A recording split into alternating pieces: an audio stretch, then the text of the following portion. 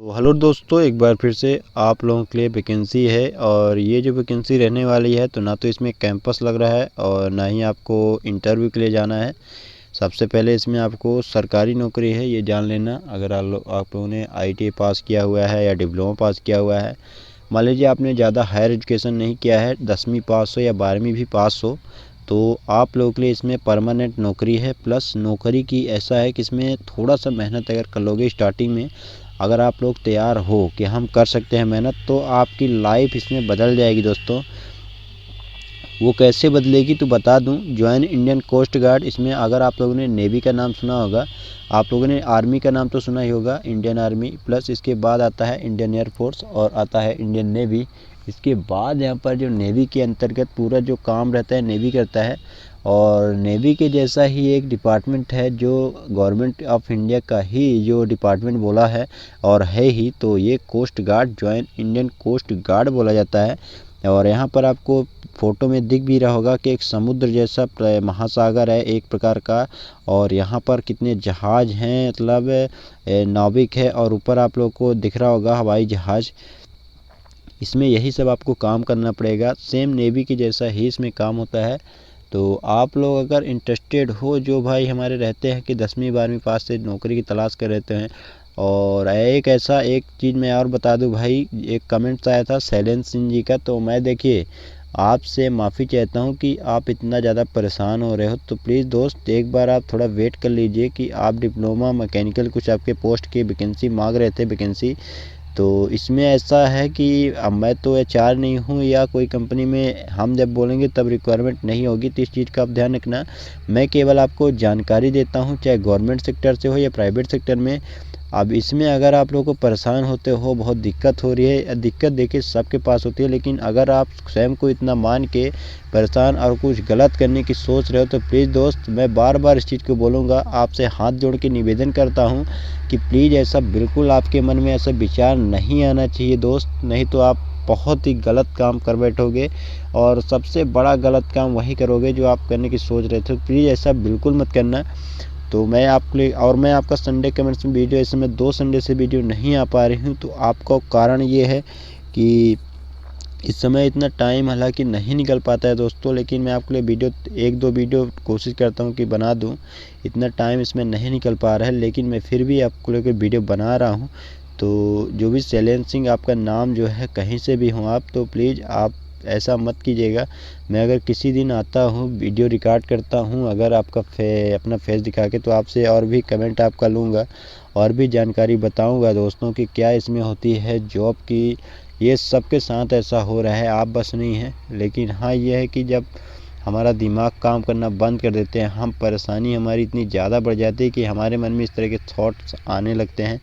लेकिन हमें उसी वक्त समझदारी दिखाना है, और हम कुछ अच्छा हो सकता है हमारी किस्मत में लिखा हो, तभी हम ज़्यादा परेशान होते हैं, ये भी एक सही बात है। तो इस चीज़ को थोड़ा आपको ध्यान रखना है। और अब बात करते हैं इस वैकेंसी की। तो अगर आप लोगों ने डिप्लोमा किया है, बहुत ही अच्छी बात है, क्योंकि मैंने देखा है, चाहे वो सरकारी नौकरी के एक बहुत ही अलग क्षेत्र हो जाता है और उसमें बहुत ही ज़्यादा स्टूडेंट अपेयर हो रहे हैं। यहाँ पर मेरे पास बहुत से ऐसे उदाहरण भी पड़े हुए हैं, मेरे गांव के बहुत से आदमी हैं, प्लस मेरे दोस्त जानकार लोग हैं जो मतलब डिप्लोमा या बीटेक वगैरह करके या MBA वगैरह भी करके वो जा रहे हैं रेलवे ग्रुप D और NTPC के एग्ज़ाम देने, क्या या प्लस यहाँ पर MP कांस्टेबल है, यानी छोटे लेवल की जॉब देने की कोशिश कर रहे हैं और वो नौकरी कर भी रहे हैं वहाँ पर। तो इससे अंदाज़ा लगाना ये हमें आसान हो जाता है कि हमने डिप्लोमा किया है मैकेनिकल इंजीनियर, इसका मतलब ये नहीं है कि हमें उसी फील्ड में नौकरी चाहिए। और आप लोग को पता भी हो कि गवर्नमेंट सेक्टर में कितनी ज़्यादा अपॉर्चुनिटी निकल रही है। लोग बोल रहे हैं बेरोजगारी है, बेरोजगारी है, बेरोजगारी का रोना वही रो रहा है जो एग्ज़ाम नहीं क्रैक कर पा रहा है। तो ध्यान रखना, आपको बैंकिंग सेक्टर में भी बहुत सी नौकरियां हैं। हाँ, एक चीज़ ये हो सकती है कि आपके पास इतना ज़्यादा पैसा नहीं होगा स्टार्टिंग में, तो आप अभी क्या है कि घर में रहना नहीं चाहते होंगे, ये चीज़ सही है। और ये मतलब ऐसे स्टूडेंट बहुत से मिल जाएंगे जिनके पास ये प्रॉब्लम होगी। तो आपको ऐसे से घबराना नहीं है कि आपको कुछ गलत करने की सोच रहे हो या ये सोच रहे होगे कि हमें यही करना है, क्योंकि आप लोगों ने ये भी एक चीज़ समझ में आ चुका होगा कि प्राइवेट सेक्टर में कितनी ज़्यादा मारी मारी हो चुकी है यहाँ आपको परमानेंट का लालच है, ये है वो करके कंपनी में किसी तरह अंदर घुसेड़ा जा रहा है। और वहाँ पर जो रियलिटी है वो बहुत दूर है सच्चाई से, आप लोग बहुत ही अच्छी तरह वाकिफ़ भी होंगे। लेकिन अब आदमी करता क्या है कि हो गया कोई न कोई कंपनी में ज्वाइन मजबूरी बस कर लेता है।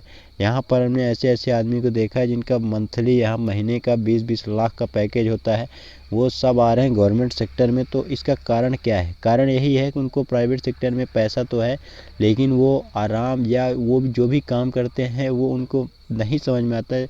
दुनिया को कुछ अलग दिखाना चाहते हैं, वो कुछ भी करेंगे वो कंपनी का होता है। पर्सनल अगर उनको नाम इतना कमाना है तो वो कंपनी में रहकर नहीं कर सकते हैं, खुद का बिजनेस करके कर सकते हैं, या गवर्नमेंट सेक्टर में भी अगर चाहेंगे तो हद तक कर सकते हैं। लेकिन कंपनियों में बंद कर रहने में थोड़ा मुश्किल होता है। तो आप लोगों को ऐसा नहीं है कि कंपनी में जॉब नहीं मिल रहा है, कहीं जॉब नहीं मिल रहा है तो हम फ्रस्ट्रेट हों या हमें परेशानी हो रही है। तो सबको परेशानी होती है, ऐसा नहीं करना है हमें। और अगर आप लोग मान लीजिए डिप्लोमा भी हो तो आपको अगर 10वीं बेस से या 12वीं बेस से कोई भी नौकरी निकलती है गवर्नमेंट सेक्टर में, तो उसमें आपको ज़रूर एग्ज़ाम देना चाहिए। उसके फॉर्म भरने में कोई आपको दिक्कत नहीं होनी चाहिए। रेलवे से अप्रेंटिस भी बहुत सी वैकेंसी निकलती रहती है, यहाँ पर कोस्ट गार्ड की वैकेंसी निकलती है। और मैं एक चीज़ आपको और बता दूं कि मैं भी अगर मेरी आपको वो बताऊं तो मैं भी ऐसा नहीं हूँ कि बहुत बड़ा कुछ कर रहा हूँ। बस ये है कि मैं आपको स्वयं एक गवर्नमेंट सेक्टर में कोशिश कर रहा हूँ थोड़ा, अगर आप लोगों का आशीर्वाद रहा तो यही चीज़ें हैं। आपको भी बहुत जल्द स्टार्ट कर देना चाहिए। अगर आर्थिक बैकग्राउंड सही नहीं है तो भी प्राइवेट सेक्टर में भी रहकर आपको ये दूर मतलब आपकी सोच जो है, और अगर मन में ये है कि हमें ये करना है तो आप एक दिन कर दोगे। वो कैसे करोगे? अगर आप लोग 1 घंटा या 2 घंटा भी उस चीज़ के लिए दे रहे हो, क्योंकि आप खाना खाना या जो भी आप काम जैसे कंपनी में काम करोगे तो 8 घंटे आपको अगर काम कंपनी करवाएगी तो आपको करना पड़ेगा, तभी आपको सैलरी मिलेगी। तो अगर आप कुछ भी करना चाहते हो वहाँ से एक प्रकार सीख सकते हो कि अगर 8 घंटे वर्क करते हैं तभी हमें पेमेंट आ रहा है, इसका मतलब ये है कि 1 घंटे 2 घंटे अगर हम कुछ पढ़ेंगे तभी हमारा कुछ आगे हो सकता है। तो यहाँ पर इंडियन कोस्ट गार्ड का फॉर्म भर सकते हो, बशर्ते इसमें क्या है कि वैकेंसी हो सकता है आपको कम लगे। आपके दिमाग में ये आएगा कि हमारा हो गया नहीं, और जहाँ दिमाग में ये चीज़ आ गया तो हो सकता है आधी हार तो आपने स्वयं तुरंत मानी। लेकिन अगर दिमाग में ये चीज़ है कि हम ट्राई करेंगे, हमारा होगा या नहीं, कैसे नहीं होगा हम देखते हैं, तो हो सकता है आप लोग एग्ज़ाम आराम से क्रैक भी कर सकते हो। और आप बाद में फिर अब इसमें फ़र्क क्या होता है, आज आप कुछ और हो, 1 महीने के बाद आपका एग्ज़ाम होगा, आप फिजिकल दोगे, ये करोगे, तो आप आज आपका जो भी नाम है उसके नाम कोई भी लेगा, साधारण आदमी आप नहीं रह जाओगे, सामान्य आदमी से बहुत ही डिफरेंट हो जाओगे। और फिर आप ही आओगे अपने गांव में घर में तो आप बनोगे एक मिसाल, जो लोग बोलेंगे कि कल तक ये ऐसा था और आज इसको देखो। तो ये चीज़ है दुनिया, हालांकि बेरोजगारी का भी सब बता रहे हैं, लेकिन आपको पीछे नहीं हटना है, आप अच्छा कर सकते हो। तो यहाँ पर अगर 10वीं भी पास हो तो इसमें अप्लाई कर सकते हो, और अच्छी खासी नौकरी है इसमें, अच्छा खासा आपको बेनिफिट्स मेडिकल का, मतलब कि फैमिली पूरी इसमें पीढ़ी सुधरने वाला चांस इसमें रहने वाला है। इंडियन आर्मी की भी वैकेंसी निकलती रहती है। मैं कोशिश करूँगा कि प्राइवेट सेक्टर के अलावा गवर्नमेंट सेक्टर में भी आपको हाथ या आपकी कोशिश ही होना चाहिए 99% आपको जॉब लेने की कोशिश करना चाहिए। यहाँ पर रेलवे ग्रुप डी के एग्जाम में आप लोगों ने बहुत से भाई हैं जो रेलवे ग्रुप डी का एग्ज़ाम का डाला होगा, एनटीपीसी का भी डाला होगा। तो आप लोग का यही है कि पढ़ाई करो, पढ़ाई कहीं से भी कर रहे हो आप, कहीं से भी, चाहे ऑनलाइन कर रहे हो या ऑफलाइन कर रहे हो, कहीं किताब से कर रहे हो। और यहाँ पर एक वैकेंसी यहाँ पर हरियाणा कांस्टेबल में भी निकली, अगर आप हरियाणा से हो या उत्तर प्रदेश से हो, बहुत सी वैकेंसियाँ निकलती रहती है। और बहुत सी वैकेंसी तो आईटीआई रिलेटेड फील्ड से ही निकलने वाली हैं, क्योंकि यहाँ पर आपको न्यूज़ में भी आ रहा होगा। बहुत सी वैकेंसियाँ मैं आगे बात कर लूँगा क्योंकि वीडियो ज़्यादा लंबा ना हो, इसलिए मैं कोशिश करूँगा कि इसकी जानकारी जो निकली भर्ती तो मैं पूरा दे दूँ। तो आइए हम सीधे नोटिफिकेशन के ऊपर ले चलते हैं आपको। नोटिफिकेशन ये रहने वाला है, यहाँ पर सबसे ऊपर आपको दिख भी रहा होगा, ये लिखा है यहाँ पर ज्वाइन इंडियन कोस्ट गार्ड। बाकी इसके बारे में जो लिखा है वो भी बता देता हूँ। नाविक जनरल ड्यूटी जीडी, जिसका आपने नाम सुना होगा, बहुत बार नाम सुना होगा, आर्मी के तो यहाँ पर रिलेटेड वर्ड रहे ही। और एक है नाविक डोमेस्टिक ब्रांच यानी डीबी का, और एंड यांत्रिक, 3 पोस्ट की है। इसमें डिप्लोमा वालों के लिए भी वैकेंसी है, तो आप लोगों को भी अच्छे खासे लेवल से, आपके लेवल के हिसाब से इसमें ब्रांच जो है तो सैलरी भी मिल जाएगी और मौका भी बहुत ही अच्छा खासा है। जो ऑनलाइन फॉर्म स्टार्ट हुए तो 5 तारीख से स्टार्ट हो चुके हैं, और लास्ट डे जो रहने वाला है अगर आप लोग अप्लाई करना चाहते हो तो 19 तारीख ये है लास्ट डेट अप्लाई करने के लिए। फॉर्म 19 जनवरी का है। और यहाँ पर इसके बारे में मैंने आपको इसके बारे में बताया दिया, आप लोग देख भी सकते हो कितना अच्छा, मतलब महसूस कर लेना कि अगर वहाँ पहुँच जाते हो तो क्या लाइफ रहेगी। आप लोगों ने बहुत बार समुद्र घूमने की आपकी इच्छा रही होगी, लेकिन जब वास्तव में आप वहीं पर आपको नौकरी लग जाएगी तो क्या माहौल रहेगा, आप खुद सोच सकते हो। यहाँ पर मैं दिखा के खुद ही खुशी महसूस कर रहा हूँ कि आप में से जितने भी कैंडिडेट देख रहे होंगे वीडियो, एक दो भी भाई अगर हमारे सिलेक्ट हो जाते तो हमें बहुत ही खुशी मिलेगी। बस आप कमेंट्स के माध्यम से ज़रूर एक बार बता देना। लाइफ चेंजिंग वैकेंसी ये साबित हो सकती है। आप अंदाज़ा लगा सकते हो अभी कि कितना ज़्यादा, मतलब यहाँ पर आप देख सकते हो कि कितना अच्छा ग्राउंड लेवल का बना हुआ है दोस्तों। बाकी यहाँ पर पानी है। क्या माहौल रहेगा जब आप यहाँ पर वर्दी पहन के नौकरी यानी काम करते रहोगे। आपको पैसे भी मिलेंगे और आपको क्या मतलब एक प्रकार से सोच सकते हो कि आपकी फैमिली का क्या बिहेवियर और गांव वाले जितने भी आपके होंगे आसपास के, क्या उसमें रहेगा। तो यहाँ पर मैंने आपको सब कुछ बताने की कोशिश करता हूँ। एलिजिबिलिटी की बात करें यहाँ पर तो मैं डायरेक्ट सब कुछ आपको थोड़ा कोशिश करूँगा कि शॉर्ट में बताऊँ ताकि ज़्यादा टाइम ना वेस्ट हो। अब देखिए नाविक DD जो जेंडर ड्यूटी के लिए है उसमें 10वीं प्लस पास होना चाहिए, लेकिन आपका 10+2 इसमें 10वीं वाले अप्लाई नहीं करने वाले हैं, तो ध्यान रखना है। GD के लिए यहाँ पर 10वीं होना चाहिए, 12वीं होना चाहिए। मैथ और फिजिक्स यानी एजुकेशन बोर्ड में आपका यानी मैथ और फिजिक्स अगर सब्जेक्ट है तभी इसमें अप्लाई कर सकते हो। अगर आप लोग बायो से हो या अदर किसी भी मतलब स्ट्रीम से हो तो इसमें अप्लाई नहीं हो, यानी मैथ से आपका 12वीं होना ज़रूरी है। बात करें अपन नाविक डोमेस्टिक ब्रांच की तो इसमें आपका अगर 10वीं भी पास हो किसी भी यूनिवर्सिटी से तो आप इसमें अप्लाई कर सकते हो। जी हाँ, आप लोगों ने यहाँ पर अगर 10वीं पास की तो जा सकते हो। और यांत्रिक की बात कर लेते हैं यहाँ पर तो 10वीं क्लास होना चाहिए प्लस यहाँ पर हाँ, अब यहाँ पर आपको काम आने वाला है जो टेक्निकल आपका एजुकेशन है तो मैं वो भी आपको बता दूंगा। देखिए यांत्रिक के लिए यहाँ पर देख सकते हो क्या लिखा गया है, 10th class pass set from educational board है। इसके बाद लिखा गया है कि डिप्लोमा होना चाहिए इलेक्ट्रिकल मैकेनिकल और electronics and telecommunication radio power engineering approved by all India council of technology AICTE। तो खुश हो जाना चाहिए आपको। डिप्लोमा जो किया है वो भी अपना अप्लाई कर सकते हैं। लाइफ चेंज हो जाएगी। इसमें सैलरी वगैरह का आपको देखना ही नहीं है। बस इसमें आपको जो डर रहता होगा कि पेपर नहीं निकलेगा तो ये डर छोड़ देना। बुक्स ऐसी आती हैं कि इसमें आपको आराम से पेपर क्वालिफाई कर सकते हो। और ये वैकेंसी आएगी तो ये खाली नहीं जाने वाली है। आपके जैसे ही कोई ना कोई बंदा या आपके भाई बहन जैसा ही कोई ना कोई इसमें सिलेक्शन लेगा। तो आप लोग अगर नहीं आजमाते हो तो क्यों नहीं आजमा रहे हो, आप खुद अपने आप से सवाल पूछ लेना। जो आप यहाँ पर फ्रस्ट्रेट हो रहे हो कि हमसे नहीं हो रहा, हमें जॉब नहीं मिल रही, थोड़ा इसमें मेहनत कर दो। 2 से 3 महीने के अंदर तो हो सकता है आपकी लाइफ चेंज हो जाए। अगर बाद में आप हमें ही बोलोगे बहुत अच्छा बताया था भाई साहब आपने, तो ये चीज़ को ध्यान रखना है आपको। एज लिमिट का थोड़ा विशेष ध्यान रखना। 18 साल से 22 साल का एज होना चाहिए। आपकी लाइफ चेंज हो जाएगी। क्योंकि अगर आप बहुत से स्टूडेंट अभी 12वीं पास किए होंगे या जिन्होंने 10वीं पास किया होगा और बहुत से भाई अभी भी डिप्लोमा भी पास किए हो सकते हैं, तो आप लोग इसमें अप्लाई कर सकते हो। यहाँ पर ये कुछ चीज़ें हैं जो 199 है तो आपको देख लेना होगा, अपने से देख लेना पहले इसको आराम से डोमेस्टिक ब्रांच के लिए। लेकिन 18 से 22 है। और एज रिलैक्सेशन यहाँ पर बताया गया 5 साल का ST SC OBC। तो ये चीज़ आपको समझ लेना, थोड़ा आराम से आप अपने हिसाब से समझ लेना। अगर जानकारी नहीं समझ में आती तो कमेंट से पूछ लेना, मैं बता दूंगा। तो यहाँ पर अब वैकेंसी की बात करें, वैकेंसी आखिर है कितनी, तो वैकेंसी ऑल इंडिया लेवल में है। इसमें कोई स्टेट का नहीं है कितनी वैकेंसी। इंडिया में जो है तो जनरल कैटेगरी के लिए जनरल नाविक ड्यूटी में 114 पोस्ट है, ठीक है। और EWS के लिए 33 ये पोस्ट भी आप थोड़ा देख लेना। अच्छी खासी पोस्ट होती है, कम पोस्ट नहीं है। अगर टोटल बात करें तो GD में 260 पोस्ट है और डोमेस्टिक ब्रांच यानी DB में जो 10वीं पास के लिए 50 पोस्ट है।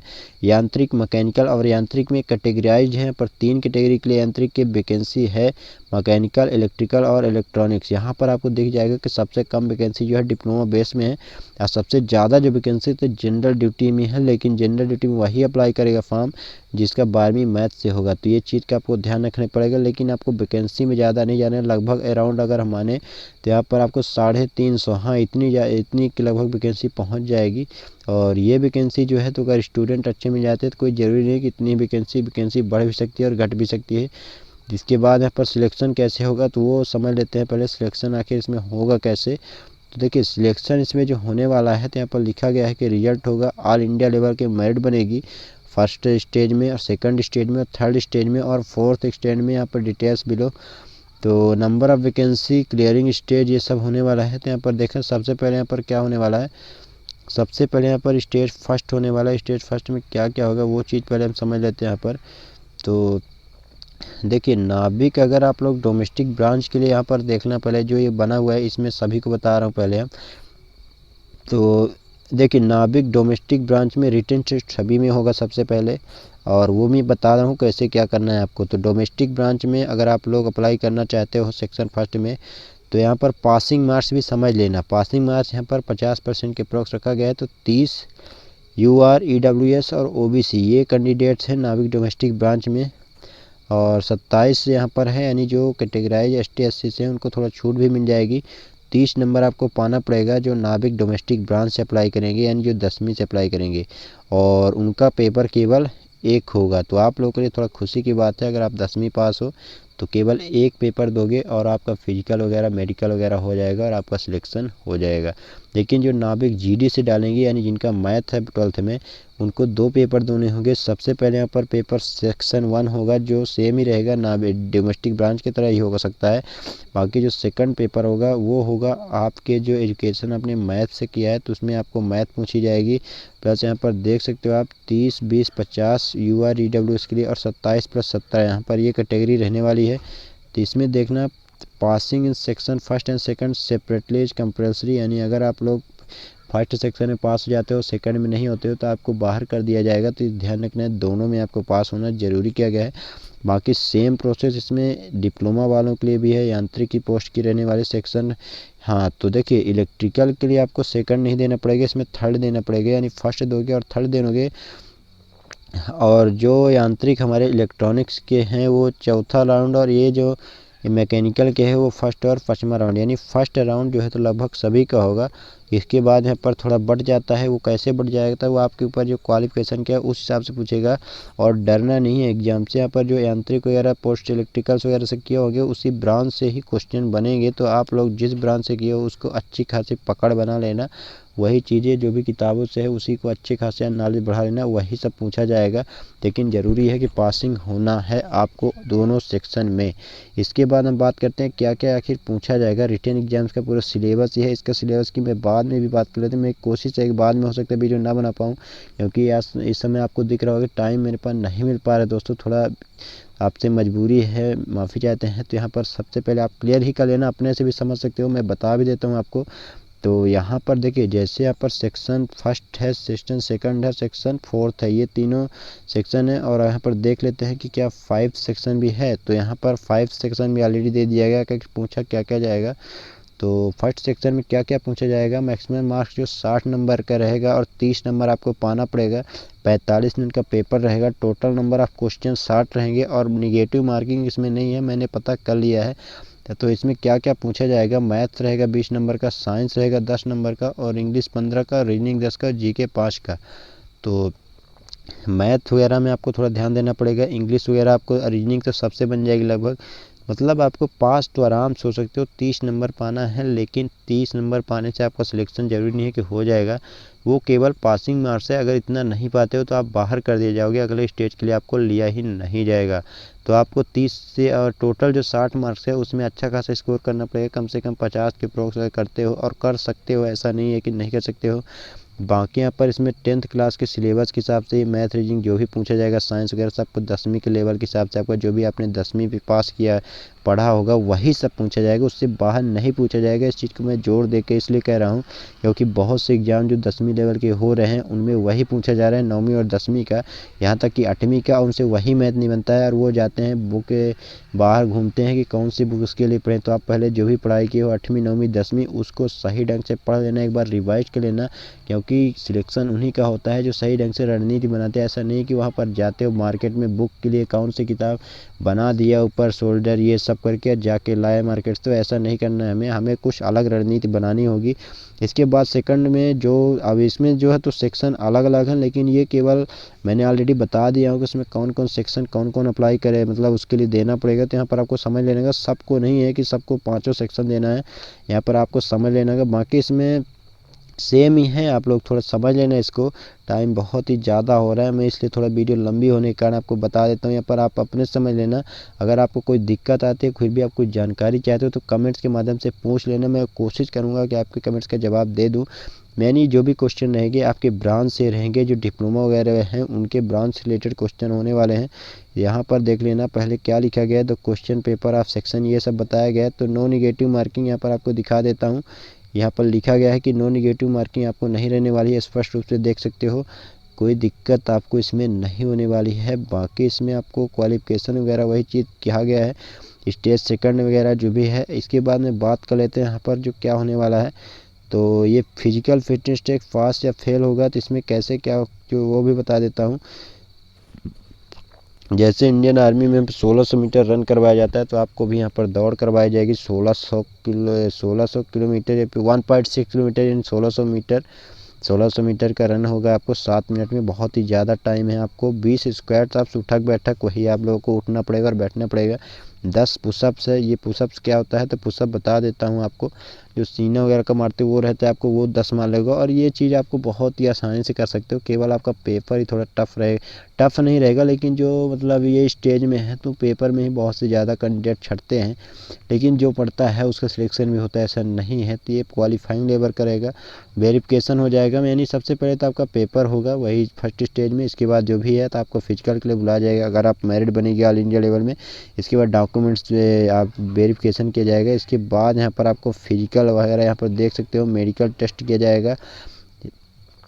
सेम यहाँ पर प्रोसेस है मेडिकल वगैरह का। फाइनल मेडिकल यहाँ पर आपको INS चिल्का में, क्योंकि ये आपको काम कहाँ पर करना है, INS चिल्का कहाँ पर पड़ता है, उड़ीसा में चिल्का झील है, यहीं पर आपको फाइनल मेडिकल भी होगा। तो आराम से पे आपको टाइम दिया जाएगा। कोई भी ऐसा अगर ज़्यादा वो नहीं रहता तो मेडिकल वगैरह में परेशानी नहीं होगी, ये चीज़ आपको थोड़ा ध्यान रखना है। बाकी यहाँ पर ऑनलाइन अप्लीकेशन फॉर्म स्टार्ट हो ही चुका है 5 तारीख से, तो 19 तारीख लास्ट डेट है। तो अगर आप लोग अपने मोबाइल से भरना चाहते हो तो भर भी सकते हो, लेकिन आपको कैफ़े में अगर नियर बाई है, पास में है, तो जाके वहाँ से भी भरवा सकते हो। कोई ज़्यादा वो नहीं है, 150 रुपये लग जाए, लेकिन फॉर्म अगर सही डलता है तो आपको ज़्यादा रिस्क नहीं लेना है, क्योंकि तैयारी करना है। तो बाद में पता चले कि फॉर्म ही गलत भरा, रिजेक्ट हो चुका है, तो आपको बहुत ही बुरा लगेगा। तो इस चीज़ को थोड़ा रिस्क नहीं लेना है। बाकी मैं कोशिश करूँगा कि कोई भी बच्चे अगर फॉर्म डलवाते हैं तो मैं आपको वीडियो ही बना के डाल दूँगा, तो उसमें अगर कोशिश कर लेना है, अगर बन जाता है, नहीं तो आपको ज़्यादा इसमें रिस्क नहीं लेना है कि अपने से ही फॉर्म डलना चाहिए। अब आगे हम देखते हैं कि क्या क्या, लगभग सभी चीज़ें क्लियर ही हो चुकी है।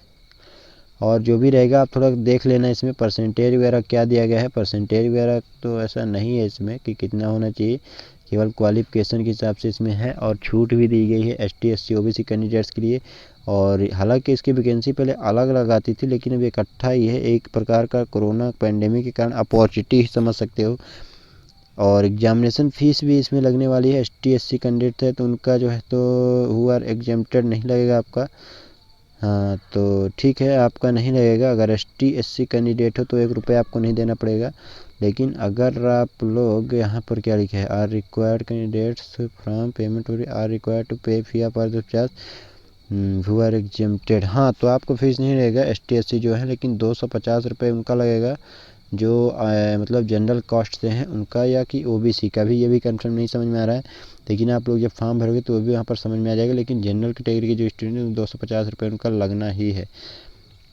ये रजिस्ट्रेशन प्रोसेस है। एग्जामिनेशन सिटी आपको नियर बाई भी हो सकता है या फिर राजधानी में भी हो सकता है, ऑल इंडिया लेवल में कहीं भी हो सकता है, क्योंकि ये वैकेंसी आपको काम करना पड़ेगा, बहुत ही दूरी है। तो अगर आप जा सकते हो तभी इसे अप्लाई करना, ताकि आपको बाद में दिक्कत ना हो। बाकी इसमें ये भी दे दिया कि कब तक स्टार्ट हो जाएगा ये सब चीज़ें, तो आपको समझ लेना है।